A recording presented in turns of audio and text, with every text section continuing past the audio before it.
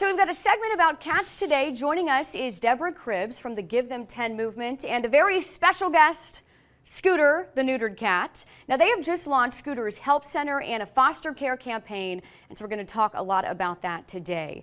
Deborah, first I want to start with, could you just talk to us a little bit about outdoor cats? I know it's a cold time of year, it's just that season, but what have you guys learned about how those cats function? Well, it's interesting. Before we came on, you were saying you hate to see poor, bedraggled, cold cats outside. Yeah. And I said, that is a great thing to say.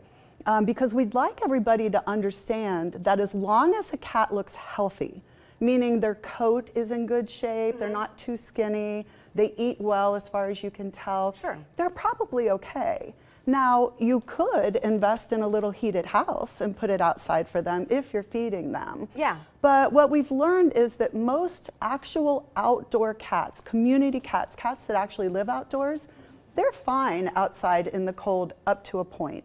When it gets super cold, like well below 32, it's a challenge, and nice people will invest in little heated houses for them. I love it. I love it. I know you guys also, you launched this, I think it's called Help Center, Scooter's Help Center, is that right? Named, of course, after Scooter here.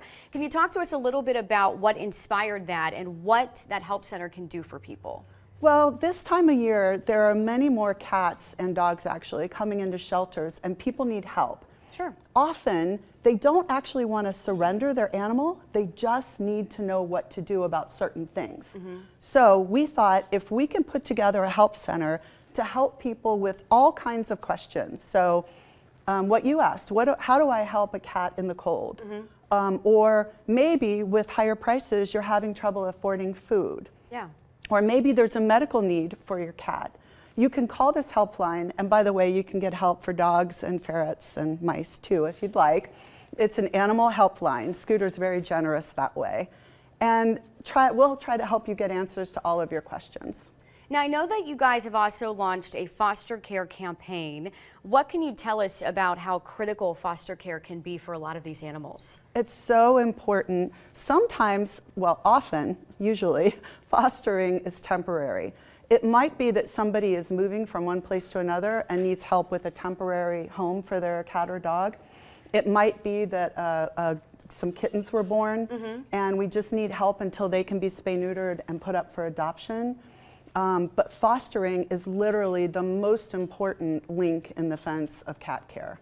And sometimes it can turn into a foster fail. Yes. I've seen it happen in my own family where you just fall in love with this baby and you can't let him go, right? Very true. And we do call it foster fail for a reason. We like to have people who are actually willing to temporarily help in an emergency. But then we're so happy when somebody falls in love and a cat gets their forever home. Either works. Deborah, as we wrap up here, what do you want people to know? What's most important to let them know during this campaign, and how can they foster if they'd like to?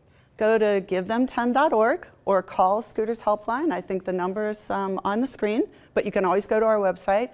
Think about adopting, think about fostering, and if you see a cat that looks healthy, figure out how they can stay outside.